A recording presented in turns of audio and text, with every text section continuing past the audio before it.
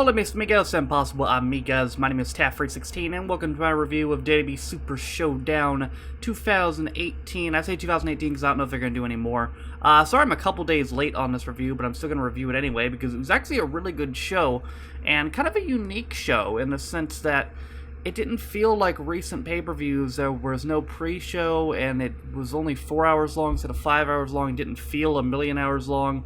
And for the most part, I'd say it was a pretty good show. There's 10 matches on the card, so let's get into it. So we started with a match for SmackDown Tag Team Championship, Sheamus and Xaro versus The New Day. They didn't get much time, they got a little under 10 minutes, but to be fair, with these two teams, they don't really need that much time to craft a pretty good match. And that's what it was. It was a pretty good match, which is, to be expected. I mean, they're two of the best tag teams in the world. It's not really a surprise there. I'm pretty sure everyone knew wrestling-wise it was going to be a pretty good match. New Day just retained, they won, which isn't a shock. I mean, I don't really see the point in giving the Bar the belts right now. I have a feeling the New Day would just keep it for a bit until they build up a good heel team to, take it off, and maybe some new blood. Maybe they can try to unruin Sanity, or, I don't know. Does NXT even have any tag teams anymore? They'll wait to the Era to come up? I don't know. Put the Era on new SmackDown on Fox next year, and have Fish and O'Reilly or Fish and Strong or O'Reilly and Strong or whatever take the belts.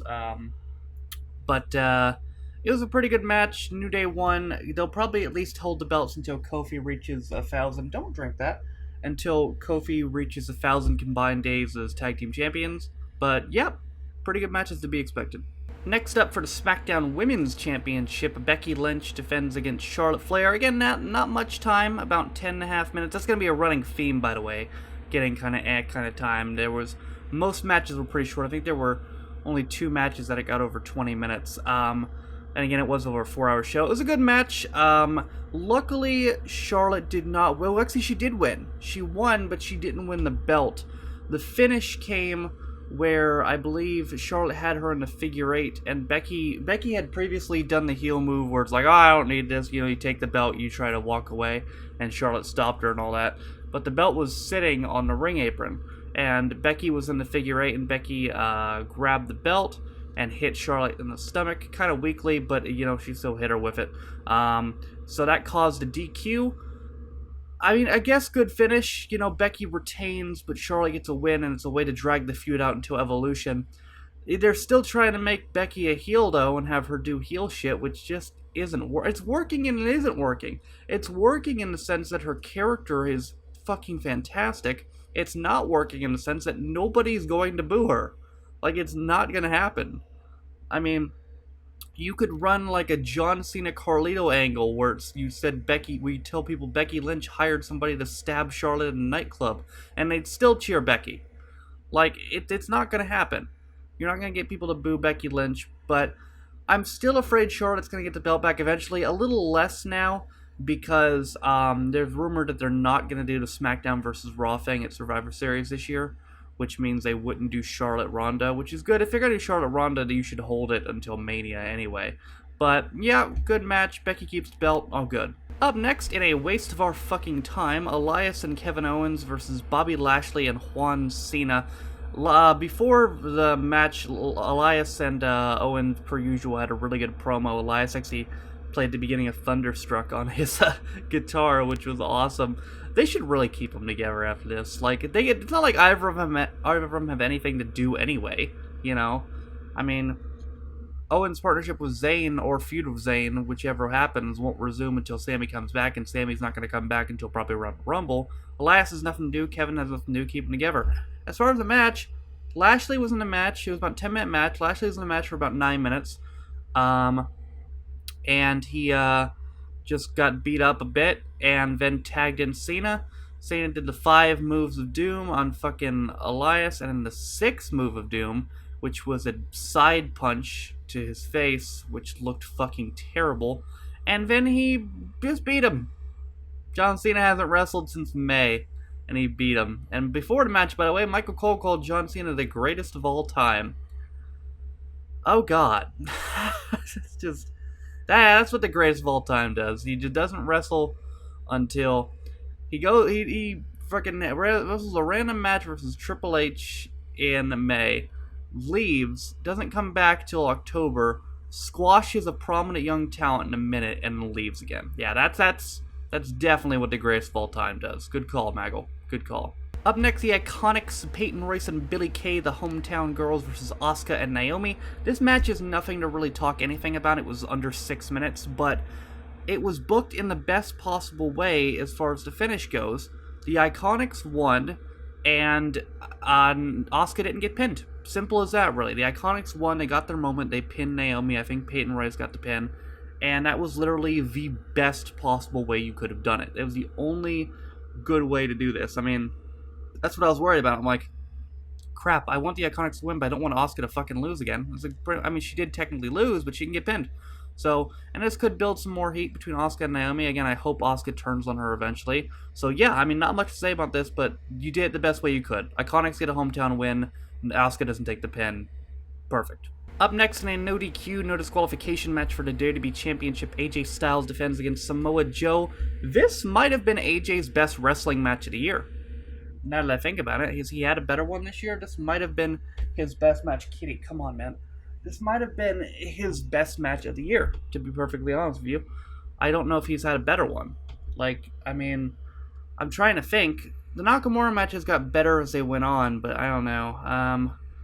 The first Joe match was good. I feel like this is the best one, though. So yeah, this was probably his best match of the year. Probably his best. What? Come on, man. I'm trying to... I'll pay attention to you after. But, like, yeah, I'd say it was AJ's best match of the year, which probably makes it Joe's best match of the year. Definitely a match of the year candidate in the WWE. Joe didn't go over, which is not a surprise to anybody. AJ retained, and I'm sure that this effectively ends this feud. What AJ will move on to now, we'll talk about in a little bit. What Joe moves on to now, I don't know. I really hope Joe gets the belt at some point in the future.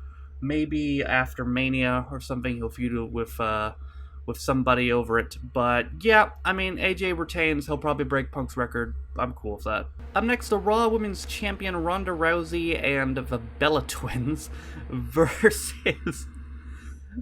the Riot Squad, Ruby Riott, Liv Morgan, and Sarah Logan. This just 10-minute match. Really nothing notable other than one spot where Liv got tagged in and kicked Bray in the face and got a big pop from the crowd. The finish was Ronda locked in the armbar on both Morgan and Logan at the same time. So she beat her with a double armbar. The Bellas did not turn on Rousey. Not yet, at least. But yeah, this was kind of just filler. We all knew it was going to happen. Riot Squad gets squashed. At least Ruby didn't take the pin because she's the most talented one. And at least Brie didn't get the pin. So, yeah, there you go. Up next, in terms of pure wrestling, this was probably the best match of the night. Another hometown guy, Buddy Murphy, who was actually from Melbourne, I believe just straight from the city they were wrestling in, taking on Cedric Alexander for the Cruiserweight Championship. This match is a perfect example of how you don't necessarily need a lot of time to have a great match if two wrestlers have great chemistry with one another. This match was only 10 minutes and 35 seconds, and it was incredible.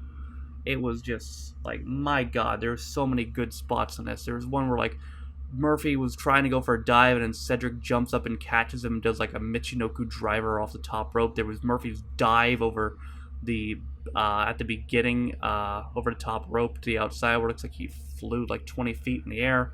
I mean, and they got it right, man. They did it. Murphy and Murphy kicked out of the lumbar check. Cedric's finish. He kicked out of it. I don't know if anybody's ever kicked out a lumbar check in WWE. Maybe in a Cruiserweight Classic, but I don't remember it. I don't remember anybody kicking out a lumbar check. So that was a big spot for him. Cedric has great facial expressions of when he's shocked. Like, he knows how to make his eyes really wide and stuff like that. He's really good at that. Murphy hit his finish. I forget what it's called, but it's awesome. And Murphy is the new Cruiserweight champion. Cedric's reign ends at like 185 days or something. Second longest reign in the history of the new Cruiserweight belt. So Neville still holds the record by about 20 days or something like that.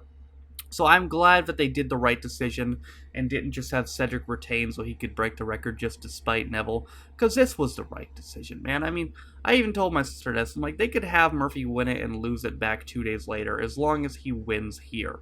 You know, he needs to win the belt on this show. It's his hometown. Their pop's going to be massive when he wins, which it was. Everybody's going to be behind him. Like, he needs it. He deserves it. He needs to go over. Cedric, I love Cedric, but he's had a boring-ass fucking reign, and he's beaten all the heels at this point. There was literally no one else for him to go through. So, it was the right call. Great match. Again, in terms of pure wrestling, probably the best match of the night. And, yep, congratulations to Buddy Murphy. Up next, The Shield, Ambrose, Rollins, and Reigns versus the Dogs of War, Strowman, Ziggler, and McIntyre. I don't know if the Dogs of War is their official name. Braun just said it that one time. Maybe they dropped it because it was lame, and it is kind of lame. But this match got just under 20 minutes. It was alright, I guess. I mean, Shield 6-man tag matches are historically pretty good. There's some good spots. A lot of Ambrose heel turn teasing. Fucking Ambrose was on the apron at one point, and Reigns was trying to Superman punch Strowman. Strowman ducked out of the way, and Reigns accidentally Superman punched Ambrose. Later in the night, in the match, Ambrose was going to get run for the barricade by Strowman, but Roman saved him by spearing Strowman for the barricade. The finish came where I believe was a triple powerbomb. No, Ambrose got the pin. He hit the dirty deeds on, I think, Ziggler, or it might have been McIntyre. I don't remember. I think it was Ziggler. So Ambrose got the pin. After the match, they hugged and shit to show it's all fine. So, is Ambrose going to be the one to turn, or are they going to try to swerve us again? Are they going to do the same thing they did with the Shield last time, try to swerve us, and somebody else is going to turn? If it's Reigns, then great. But if it's Rollins, I mean, don't get me wrong, I love heel Rollins. He's incredible, but I just don't feel like he's the one who should turn in this, you know? I mean, Dean Ambrose has been a babyface since February 2014 when the Shield turned on Kane on Raw. That's how long, it might have been January even, that's how long Dean Ambrose has been a babyface. Almost 5 years. When they do this break, I don't think it's going to be till after the Rumble. But it's coming. It's coming up, and I'm interested to see how they do it. But yeah, I guess good match. You know, I would have preferred a Dogs of War to win, just because I feel like the Shield have won everything at this point. But, I mean, maybe Strowman will get the belt. Or maybe he won't. Maybe that's a more logical choice. Maybe he just won't. Up next, and quick as a flash, Daniel Bryan versus The Miz for the number 1 contendership to the WWE Championship. The reason I say quick as a flash is because this match lasted 2 minutes and 35 seconds. Yep, that's right, a Daniel Bryan versus The Miz match lasts 2 minutes and 35 seconds. They just exchanged kicks, basically. Miz hit Bryan with a running knee. Bryan kicked out. Miz might have gone for the skull. I have to sneeze. No, it's gone. Miz might have hit the skull-crushing finale, I don't remember. Bryan got him in a small package, and he won. The finish looked botched. The ref looked a little like he was like... I had a feeling the match wasn't going to go that long anyway, considering how long the main event was. I don't know if it's going to go 2 minutes and 35 seconds, though. But Bryan won. Bryan's the number 1 contender. He's going to face AJ in Saudi Arabia for the belt. Not on SmackDown 1000, which I thought it was going to be, which is a little disappointing. But, you know, got to make that sweet Saudi prince money, you know. So yeah, Bryan wins. Cool. And finally, in the main event, The Undertaker versus Triple H for the last time ever. The Undertaker accompanied by Kane, Triple H accompanied by Shawn Michaels. This match was hard to watch at points just because they're all so old, and it's kind of like, it's kind of hard to watch, you know. I mean, like 4 50-plus-year-old guys. Well, actually, I take that back. I think Triple H is 49, but you get my point. Just stumble around the ring. I mean, one of them's a mayor, for Christ's sake. Like, it got better as it went on. It definitely did. It got better as it went on. Kane and Michaels ended up getting involved a lot as well. Kane took a elbow drop from Triple H for the table. Michaels probably took a choke slam at one point. The finish came when Kane got hit in the nuts by Michaels, and then Michaels super kicked Taker, and then after Triple H, I think it hit Taker with a sledgehammer or whatever, and Taker got up. Michaels super kicked him again into the pedigree. And unlike WrestleMania 28 where Taker kicked out, this was actually the finish. Triple H wins. Cool, I guess. After the match, they did the whole, oh, we're legends and we had a good time and bullshit, respect, hug, fucking hand raise shit. And then Kane and Taker attacked him. And he tombstoned Triple H and then choke slammed Michaels for the announce table. So Shawn Michaels is gonna return to the ring for the first time since 2010 in a tag match in Saudi Arabia. And not to mention, this whole last time ever shit is basically a repeat of the Rock Cena bullshit from WrestleMania 28 and 29. Last time ever my ass, sure, last time ever in a singles match, they're gonna face off in a tag team match again. Like, I don't get it. It's just, god damn it. I mean, don't get me wrong, it's cool to see Michaels return. I mean, in my opinion, I think in terms of pure wrestling ability, Shawn Michaels is the greatest of all time. It's between him and Bret Hart. But considering how many good, incredible matches Michaels had completely fucked up on pills, I'm going to go with him. Because, my God. But if he's going to return, it should be one match at WrestleMania 35 versus Taker. No tag team match. None of this bullshit. Damn you, Saudi Arabia. Anyway, that's going to do it for my review of WWE Super Showdown. Overall, good show. Really good show, surprisingly well-booked show, for the most part. The Cena thing was bullshit, but other than that, surprisingly well-booked show. I enjoyed it. Now we look forward to Evolution and Saudi Arabia. Yeah, that should be fun. Evolution's in a couple of weeks, Saudi Arabia's like a week after that.